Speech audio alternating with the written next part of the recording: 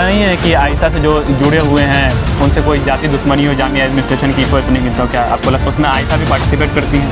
तो कई बार show cause notice आ जाता है उनके खिलाफ, स्टूडेंट के खिलाफ। तो हम स्टूडेंट्स का यूनिवर्सिटी में मुद्दा उठाते हैं तो उससे स्टूडेंट्स का फ़ायदा होता है ना, हमारा पर्सनल इसमें कोई फ़ायदा नहीं है। स्वागत है आपका आज़ाद सोच पर और मैं हूं आपके साथ नैयर आज़म। दोस्तों, जैसा कि आप देखते आ रहे हैं कि मुसलसल हम आज़ाद सोच पर जामिया मिल्लिया इस्लामिया के या फिर अलग अलग यूनिवर्सिटीज़ के जो छात्र संगठन हैं, स्टूडेंट ऑर्गेनाइजेशंस हैं, उन पर बात करते हैं, उनके बारे में खबर लाते हैं। क्योंकि बहुत सारे ऐसे स्टूडेंट ऐसे होते हैं जो यूनिवर्सिटी आते हैं तो उनका ख्वाब होता है कि हम पॉलिटिक्स में जाएँ और छात्र राजनीति में एक्टिव हों। तो उनके लिए बहुत मुश्किल होता है कि कैसे चुनाव करें।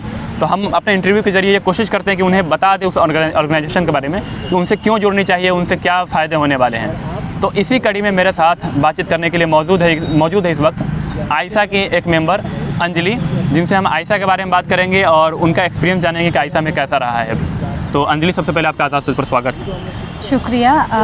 और अंजलि, हम आगे बातचीत करें उससे पहले मैं चाहूँगा कि आप अपना परिचय शॉर्ट में दे दीजिए, कहाँ से हैं और कौन सी कोर्स कर रही हैं। हेलो दोस्तों, मेरा नाम अंजलि है और मेरा इसी साल मास्टर्स में एडमिशन हुआ है जामिया मिल्लिया इस्लामिया में। और इससे पहले मैंने ग्रेजुएशन लखनऊ यूनिवर्सिटी से किया है। वहीं पे मैं आयशा से जुड़ी हूँ, आयशा को जाना है, आयशा में काम किया है।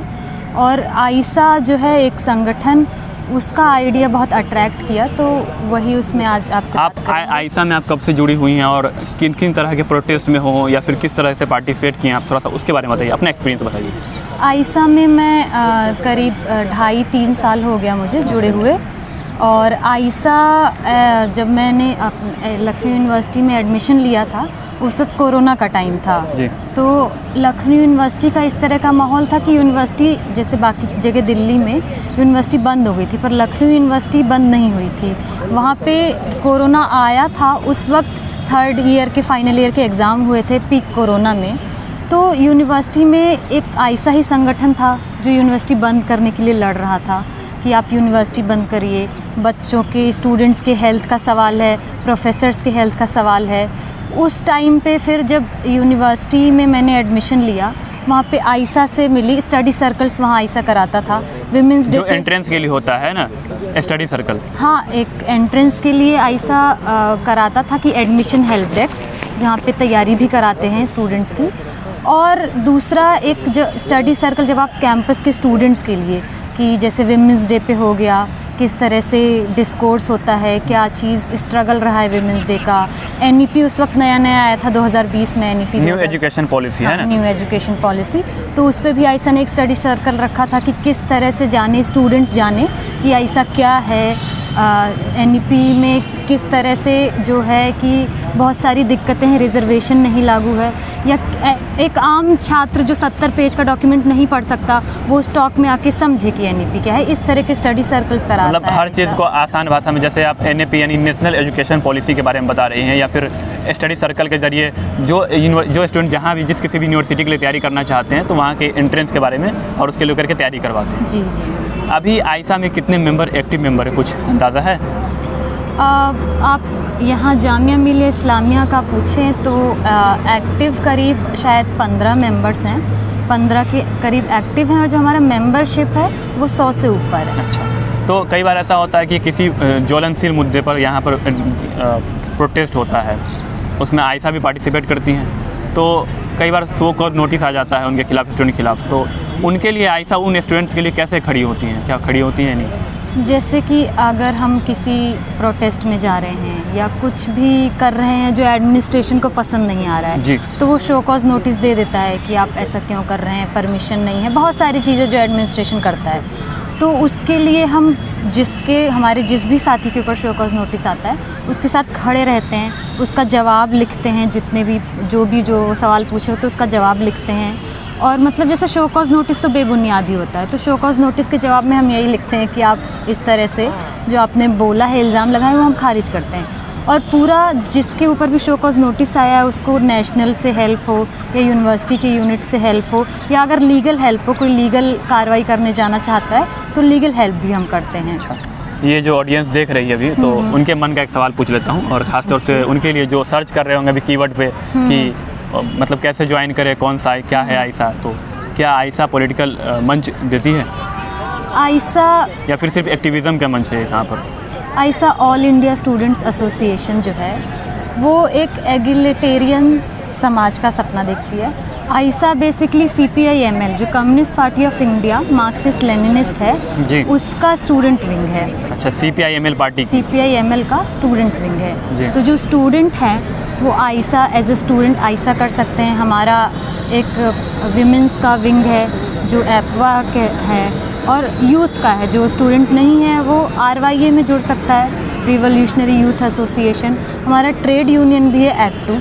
तो ये जो आयसा का एक आइडिया है एक एगिलिटेरियन सोसाइटी बनाने का, एक जो सेल्फलेस काम है कि मतलब हम इसमें अपना मेहनत भी लगा रहे हैं, स्वार्थहीन काम है ना? स्वार्थहीन काम है। हम स्टूडेंट्स का यूनिवर्सिटी में मुद्दा उठाते हैं तो उससे स्टूडेंट्स का फ़ायदा होता है ना, हमारा पर्सनल इसमें कोई फ़ायदा नहीं है। हम एक स्टूडेंट है, अगर हमारी दिक्कत है हम वो भी आवाज़ उठाते हैं, दूसरे किसी डिपार्टमेंट के स्टूडेंट का दिक्कत है हम उसमें भी आवाज़ उठाते हैं। अभी बहुत रिसेंट हमने हॉस्टल का मसला उठाया था कि हॉस्टल, अभी गर्ल्स हॉस्टल के लिए करके जो गर्ल्स यहीं इसी गेट के पास लड़कियां प्रोटेस्ट करने आई थी रात को 12 बजे, तो आप लोग भी रात उसमें को थे? 12 बजे आई थी। तो हमारे यहाँ का कोई हॉस्टल में नहीं रहता है, तो हम लोग ये गेट के बाहर से क्यों नहीं रहता है? मतलब रहना नहीं चाहते हैं, मिलता नहीं है? मिलता नहीं है बहुत ज़्यादा। क्यों? जैसे जामिया का जो हॉस्टल है जी। उसमें एक तो सीटें भी बहुत कम हैं, अच्छा। ऊपर से इंटरव्यू प्रोसेस में जामिया अब इंटरव्यू में किस तरह से क्या करता है, इंटरव्यू के ही तो मार्क्स के बेसिस पे वो हॉस्टल देता है। तो अभी इस तरह से हमारा कोई साथी हॉस्टल में है नहीं। मैंने भी फॉर्म फिल किया था बट मुझे हॉस्टल मिला नहीं। तो ऐसा नहीं है कि आयसा से जो जुड़े हुए हैं उनसे कोई जाति दुश्मनी हो जामिया एडमिनिस्ट्रेशन की, इस वजह से नहीं मिलता हो? क्या आपको लगता है कि ऐसा कुछ है? अब ये तो खैर बहुत अंदर का उनका बात होगा कि किस तरह का है। बहुत हमारा हॉस्टल एडमिनिस्ट्रेशन से 1-to-1 क्लैश हुआ नहीं है अभी तक। अच्छा।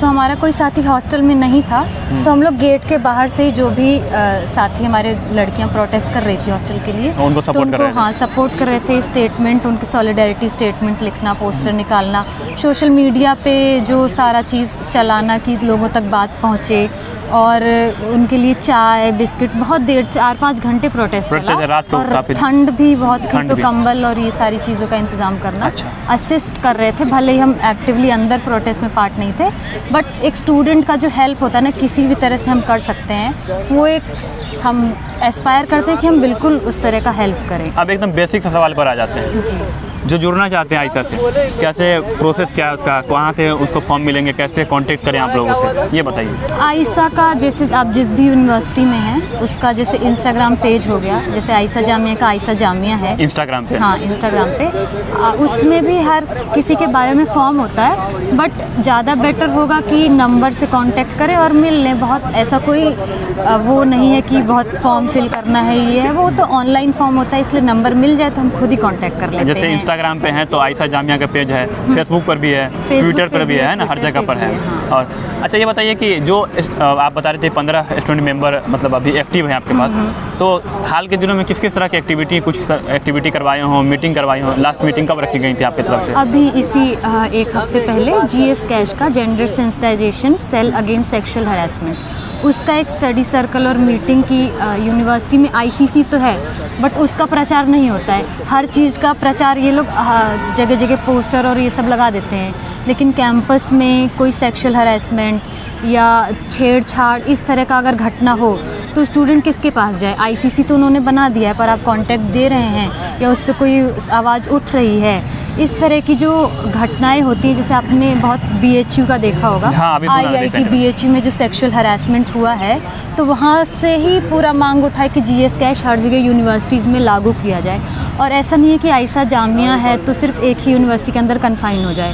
हम IIT BHU के लिए भी प्रोटेस्ट किए, JNU में भी कुछ होता है तो वहाँ भी, हाँ। BHU में भी, AMU में भी, हर जगह पर है ना। हाँ। अच्छा, हम आखिरी बात चुके हैं, चूँकि जर्नलिज्म में है तो जाहिर सी बात है आप कड़वे सवाल पूछते हैं तो मीठे सवाल भी पूछने पड़ते हैं, हर तरह के सवाल पूछे जाते हैं, और आखिर में हम यकीन रखते हैं कि बोलने की आज़ादी सबको होनी चाहिए। तो मैं सवाल पूछूँ, आप जवाब दिए, आखिरी के कुछ पल मिलते हैं आपको, आप कैमरे की तरफ मुखातिब होकर के आप कुछ कहना चाहें आयसा के बारे में अपनी तरफ से, जो कहना छूट गया तो बता दीजिए। साथियों, आयसा जो है एक स्टूडेंट ऑर्गेनाइजेशन के साथ साथ जो अपने देश के, प्रदेश के और इंटरनेशनल लेवल पे भी मुद्दों को बहुत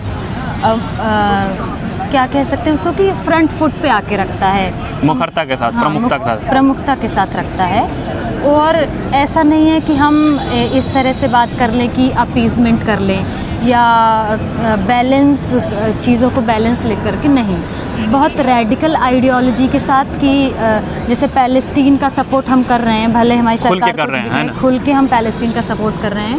LGBTQ को आप लोग खुल के सपोर्ट करते हैं? LGBTQ को खुल के सपोर्ट करते हैं, उनके राइट्स के बारे में बात करते हैं, महिलाओं की, दलित की, मार्जिनलाइज्ड की, मुस्लिम की, नारी सशक्तिकरण को खुल करके सपोर्ट करते हैं ना? करते हैं कि जो भी समाज में ऑप्रेस्ड है, निचले तबके से है, मार्जिनलाइज्ड है, उन सब की बात करते हैं। आइसा एक स्टूडेंट ऑर्गेनाइजेशन है, तो स्टूडेंट के बारे में बात करते हैं, लेकिन उसके साथ साथ समाज के हर वर्ग के बारे में हम बात करते हैं, आवाज़ उठाते हैं।